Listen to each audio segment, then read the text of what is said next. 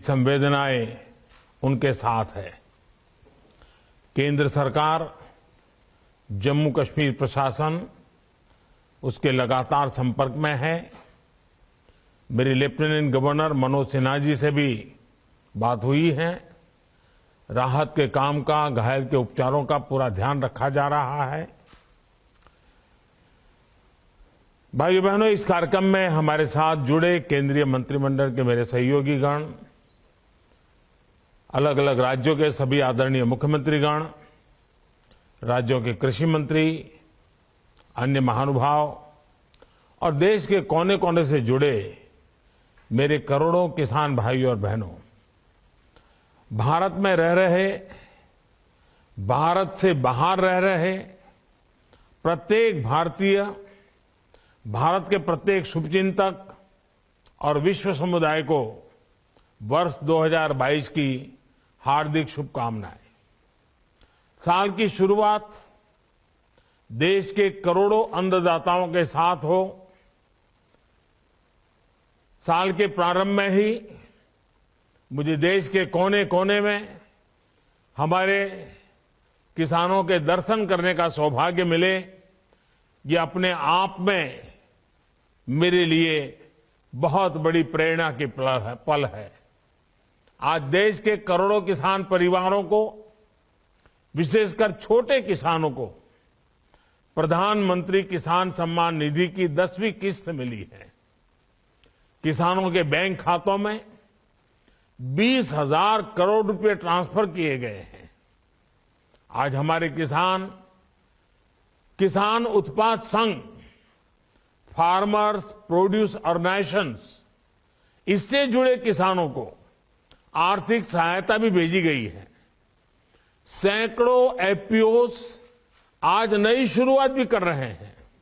साथियों, हमारे यहां कहते हैं, आमुखा आयाति कल्याणम कार्य सिद्धिम ही संसति ही, अर्थात सफल शुरुआत कार्य सिद्धि की, संकल्पों की सिद्धि की पहले ही घोषणा कर देती है।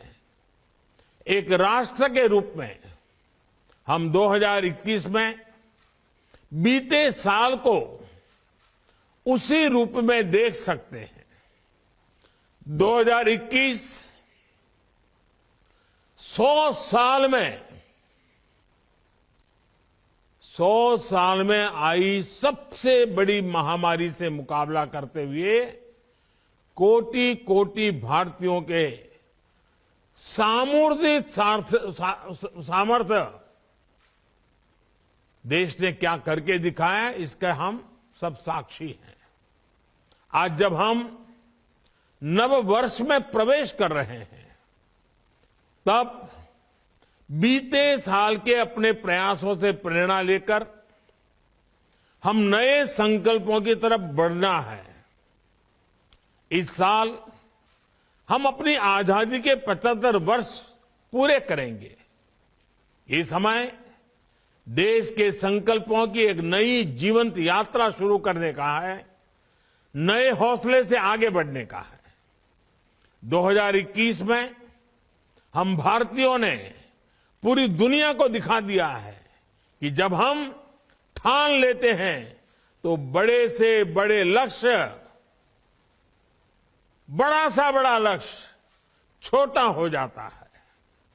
कौन सोच सकता था कि इतने कम समय में भारत जैसा इतना बड़ा विशाल देश, विविधता भरा सा देश, 145 करोड़ से अधिक लोगों को 145 करोड़ से अधिक वैक्सीन डोज दे पाएगा। कौन सोच सकता था कि भारत एक दिन में 2.5 करोड़ वैक्सीन डोज का रिकॉर्ड बना सकता है। कौन सोच सकता था कि भारत एक साल में 2 करोड़ घरों को पाइप से पानी की सुविधा से जोड़ सकता है। भारत इस कोरोना काल में अनेकों महीनों से अपने 80 करोड़ नागरिकों को मुफ्त राशन सुनिश्चित कर रहा है। और मुफ्त राशन की सिर्फ इस योजना पर ही भारत 2,60,000 करोड़ रुपए उससे भी ज्यादा खर्च कर चुका है। मुफ्त अनाज की इस योजना का बहुत बड़ा लाभ गांव को, गरीब को, गांव में रहने वाले हमारे किसान साथियों को मिला है, खेत मजदूरों को मिला है। साथियों, हमारे यहां यह भी कहा गया है, संगे शक्ति युगे युगे, यानी इस युग में संगठन से ही शक्ति होती है। संगठित शक्ति यानी कि सबका प्रयास, संकल्प को सिद्धि तक ले जाने का मार्ग। जब 130 करोड़ भारतीय मिलकर एक कदम आगे बढ़ाते हैं तो वो सिर्फ एक कदम भर नहीं होता, 130 करोड़ कदम होते हैं। हम भारतीयों का स्वभाव रहा है कि कुछ ना कुछ अच्छा करके हमें एक अलग सुकून मिलता है। लेकिन जब ये अच्छा करने वाले एकत्र होते हैं, बिखरे हुए मोतियों की माला बनती है, तो भारत माता दैदीप्यमान हो जाती है। कितने ही लोग देश के लिए अपना जीवन खपा रहे हैं, देश को बना रहे हैं। ये काम पहले भी करते थे, लेकिन उन्हें पहचान देने का काम अभी हुआ है। हर भारतीय की शक्ति आज सामूहिक रूप में परिवर्तित होकर देश के विकास को नई गति और नई ऊर्जा दे रही है। जैसे इन दिनों जब हम पद्म पुरस्कारों से सम्मानित लोगों का नाम देखते हैं, उनके चेहरे देखते हैं, तो आनंद से भर जाते हैं। सबके प्रयास से ही आज भारत कोरोना जैसी इतनी बड़ी महामारी का मुकाबला कर रहा है। भाइयों और बहनों, कोरोना के इस काल में देश में हेल्थ सेक्टर को और मजबूत करने, हेल्थ इंफ्रा को और बढ़ाने पर भी निरंतर काम किया गया है। 2021 में देश में सैकड़ों नए ऑक्सीजन प्लांट्स बनाए गए हैं, हजारों नए वेंटिलेटर्स जोड़े गए हैं। 2021 में देश में अनेकों नए मेडिकल कॉलेज बने, दर्जनों मेडिकल कॉलेजों पर काम शुरू हुआ है। 2021 में देश में हजारों वेलनेस सेंटर का भी निर्माण किया गया है। Ayushman Bharat health infrastructure mission देश के जिले जिले, ब्लॉक ब्लॉक तक अच्छे अस्पतालों, अच्छी टेस्टिंग लैब का नेटवर्क सशक्त करेगा। डिजिटल इंडिया को नई ताकत देते हुए Ayushman Bharat digital health mission देश में स्वास्थ्य सुविधाओं को और सुलभ और प्रभावी बनाएगा। भाइयों और बहनों, आज बहुत से इकोनॉमिक इंडिकेटर्स उस समय से भी अच्छा कर रहे हैं जब कोरोना हमारे बीच नहीं था। आज हमारी अर्थव्यवस्था की विकास दर 8% से भी ज्यादा है। भारत में रिकॉर्ड विदेशी निवेश आया है। हमारी विदेशी मुद्रा भंडार रिकॉर्ड स्तर पर पहुंचा है। जीएसटी कलेक्शन ने भी पुराने रिकॉर्ड ध्वस्त कर दिए हैं। निर्यात और विशेषकर कृषि के मामले में भी हमने नए प्रतिमान स्थापित किए हैं। साथियों, आज हमारा देश अपनी विविधता और विशालता के अनुरूप ही हर क्षेत्र में विकास के भी विशाल कीर्तिमान बना रहा है। 2021 में भारत ने करीब करीब 70 लाख करोड़ रुपए का लेन देन, 70 लाख करोड़ रुपए का लेन देन यूपीआई से किया है, डिजिटल ट्रांजैक्शन किया है। आज भारत में 50,000 से ज्यादा स्टार्टअप काम कर रहे हैं। इनमें से 10,000 से ज्यादा स्टार्टअप्स तो पिछले 6 महीने में बने हैं। 2021 में भारत के नौजवानों ने कोरोना के इस कालखंड में भी 42 यूनिकॉर्न बनाकर एक नया इतिहास रच दिया है। मैं अपने किसान भाई बहनों को बताना चाहता हूं कि एक एक यूनिकॉर्न ये करीब करीब 7,000 करोड़ रुपए से भी अधिक मूल्य का स्टार्टअप है। इतने कम समय में इतनी प्रगति आज भारत के नौजवान की सफलता की नई गाथा लिख रही है। और साथियों, आज जहां भारत एक और अपना स्टार्टअप इकोसिस्टम मजबूत कर रहा है, तो वहीं दूसरी ओर अपनी संस्कृति को भी उतनी ही गर्व से सशक्त कर रहा है।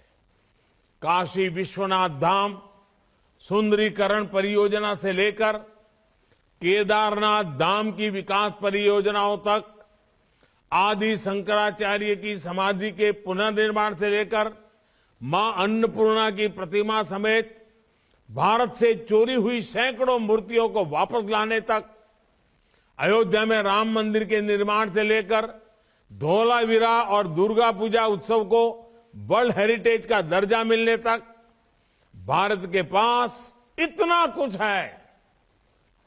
देश के प्रति पूरी दुनिया का आकर्षण है। और अब जब हम अपनी धरोहरों को मजबूत करने में लगे हैं, तो निश्चित तौर पर टूरिज्म भी बढ़ेगा और तीर्थाटन भी बढ़ेगा। साथियों, भारत अपने युवाओं के लिए, अपने देश की महिलाओं के लिए आज अभूतपूर्व कदम उठा रहा है। 2021 में भारत ने अपने सैनिक स्कूलों को बेटियों के लिए खोल दिया। 2021 में भारत ने नेशनल डिफेंस एकेडमी के द्वारा भी महिलाओं को, उसके द्वार भी महिलाओं के लिए खोल दिए। 2021 में भारत ने बेटियों की शादी की उम्र को 18 से बढ़ाकर 21 साल यानी बेटों के बराबर करने का भी प्रयास शुरू कर दिया।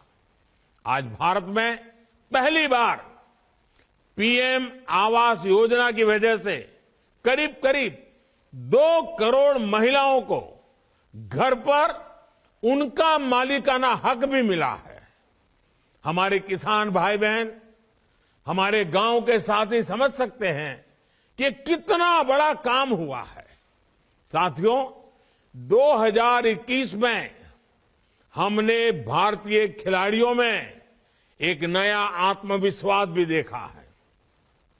भारत में खेलों के प्रति आकर्षण बढ़ा है। एक नए युग की शुरुआत हुई है। हम में से हर कोई खुश था जब भारत ने टोक्यो ओलंपिक में इतने मेडल जीते। हम में हर कोई गर्व से भरा था जब हमारे दिव्यांग खिलाड़ियों ने पैरालंपिक में इतिहास रच दिया।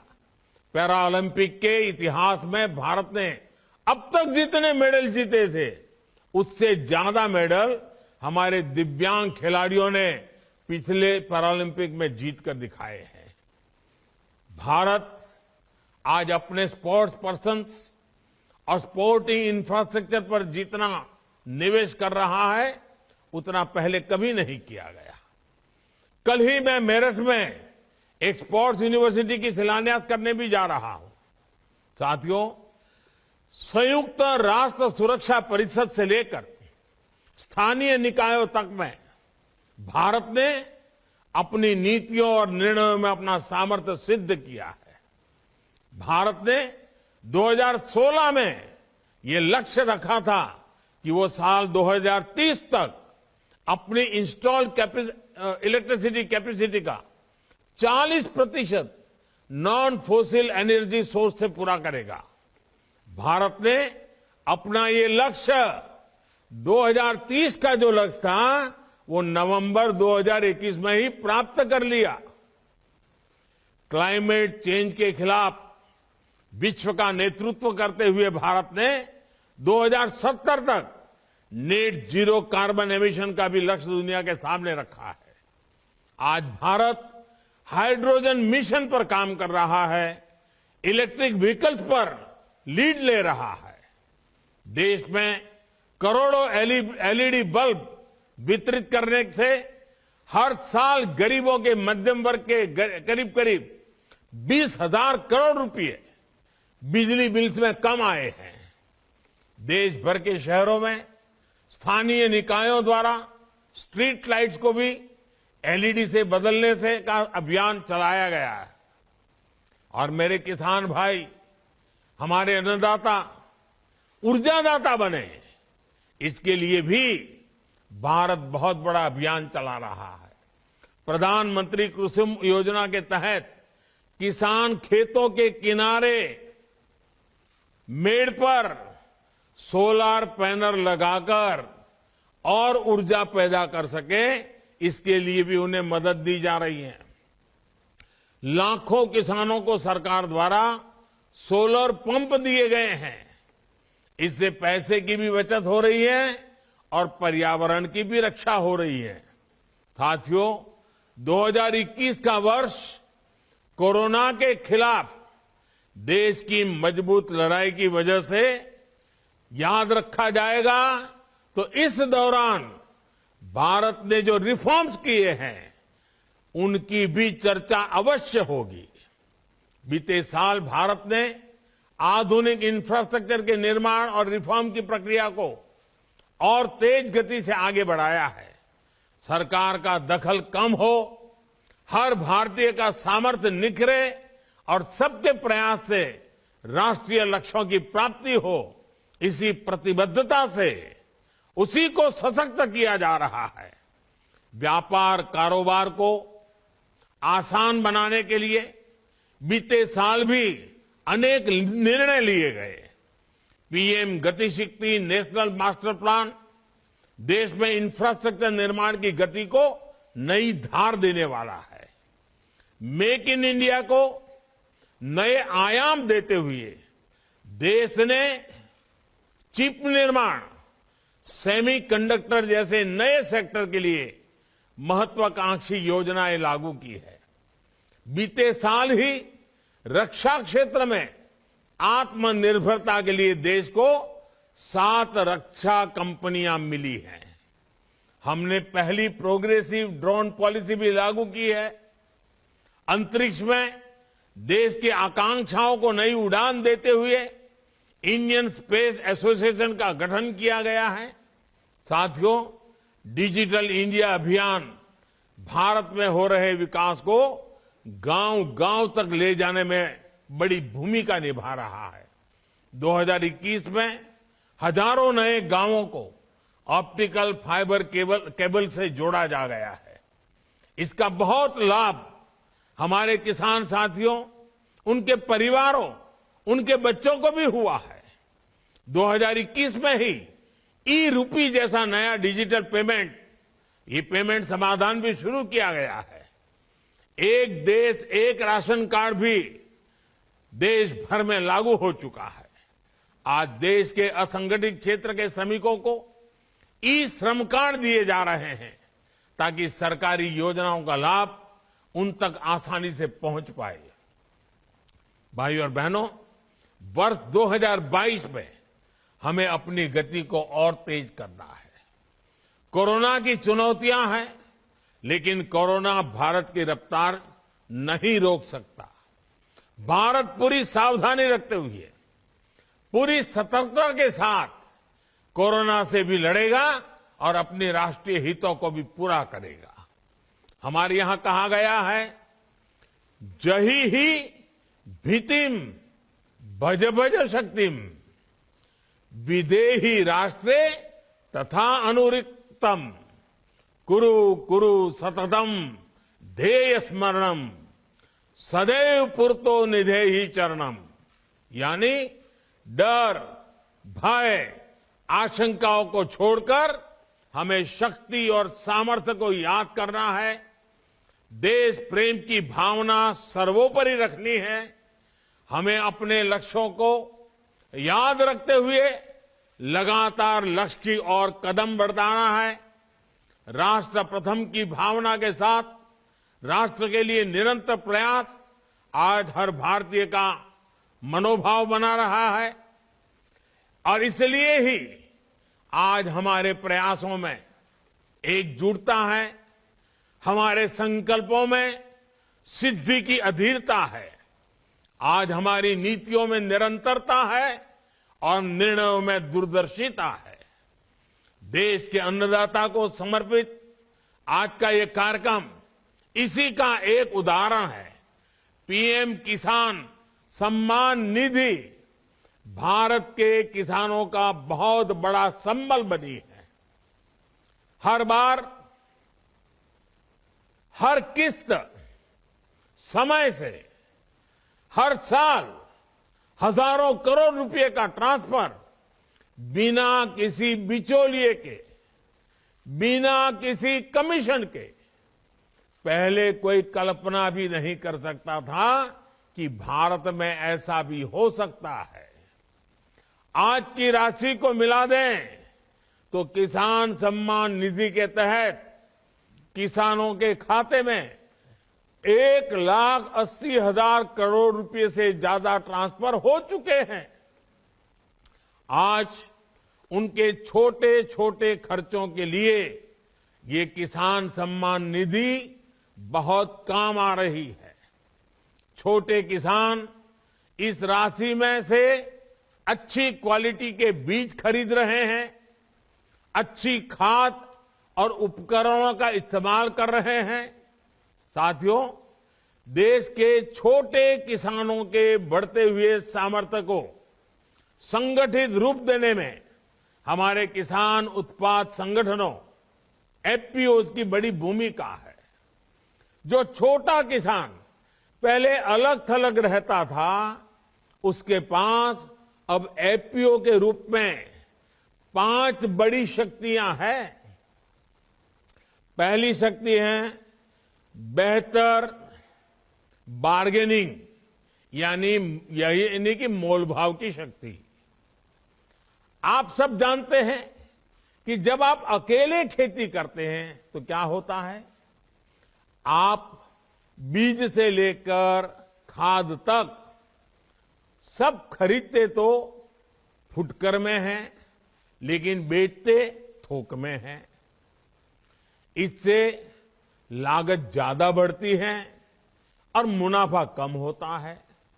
लेकिन एफपीओ के जरिए ये अब तस्वीर बदल रही है। एफपीओ के माध्यम से अब खेती के लिए जरूरी चीजें किसान थोक में खरीदते हैं और रिटेल में बेचते हैं। एफपीओ से जो दूसरी शक्ति किसानों को मिली है वो है बड़े स्तर पर व्यापार की। एक एफपीओ के रूप में किसान संगठित होकर काम करते हैं, लिहाजा उनके लिए संभावनाएं भी बड़ी होती है।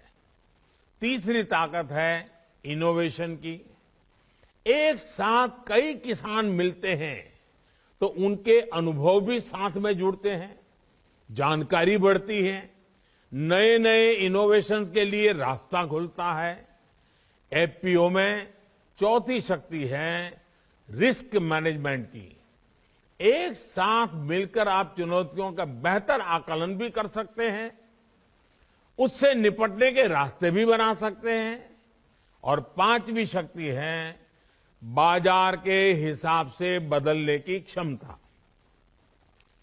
बाजार और बाजार की डिमांड तो लगातार बदलती रहती है, लेकिन छोटे किसानों को या तो उसकी जानकारी नहीं मिलती या फिर वो बदलाव के लिए संसाधन नहीं जुटाता पाता।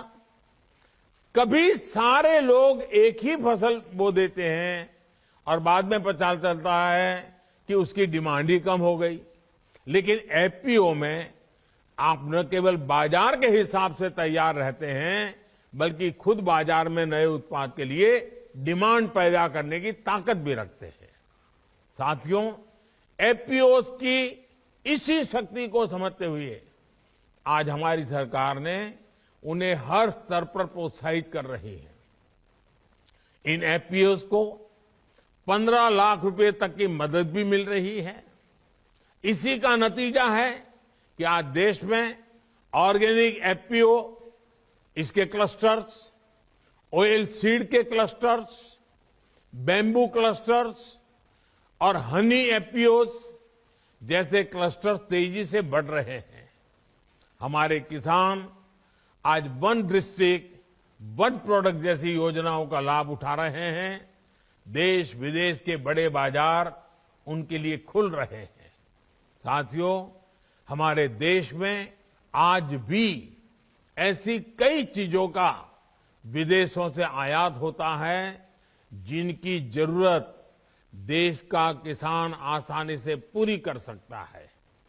खाद्य तेल इसका बहुत बड़ा उदाहरण है। हम विदेशों से खाद्य तेल खरीदते हैं, देश को बहुत पैसा दूसरे देशों को देना पड़ता है। ये पैसा देश के किसानों को मिले, इसलिए हमारी सरकार ने 11,000 करोड़ के बजट के साथ नेशनल पाम ऑयल मिशन शुरू किया है। साथियों, बीते साल देश ने कृषि क्षेत्र में एक के बाद एक अनेक ऐतिहासिक मुकाम हासिल किए हैं। कोरोना की चुनौतियों के बाद भी आप सबने अपनी मेहनत से देश में अन्न उत्पादन को रिकॉर्ड स्तर पर आप लोग ले जाकर के दिखाया है। बीते साल देश का अनाज उत्पादन 300 मिलियन टन तक पहुंचा है। हॉर्टिकल्चर, फ्लोरिकल्चर, बागवानी, फल फूल की खेती में अब उत्पादन 330 मिलियन टन से भी ऊपर पहुंच गया है। 6-7 वर्ष पहले की तुलना में देश में दूध उत्पादन भी लगभग 45% बढ़ा है। यही नहीं, अगर किसान रिकॉर्ड उत्पादन कर रहा है तो देश एमएसपी पर रिकॉर्ड खरीद भी कर रहा है। सिंचाई में भी हम पर ड्रॉप मोर क्रॉप को बढ़ावा दे रहे हैं। बीते वर्षों में प्रधानमंत्री कृषि सिंचाई योजना के जरिए करीब 60 लाख हेक्टेयर जमीन को माइक्रो इरिगेशन से, टपक सिंचाई से जोड़ा गया है। प्राकृतिक आपदा में किसानों को जो नुकसान होता था, जो दिक्कत होती थी, उसे कम करने का भी हमने प्रयास किया है। प्रधानमंत्री फसल बीमा योजना से किसानों को मिलने वाला मुआवजा 1 लाख करोड़ से भी ऊपर पहुंच गया है। ये आंकड़ा बहुत महत्वपूर्ण है।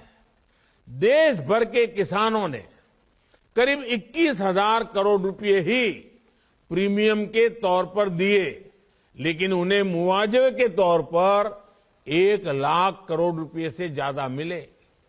भाइयों और बहनों, फसलों के अवशेष हो, पराली हो, ऐसी हर चीज से भी किसान को पैसा मिले, इसके लिए प्रयास तेज किए हैं।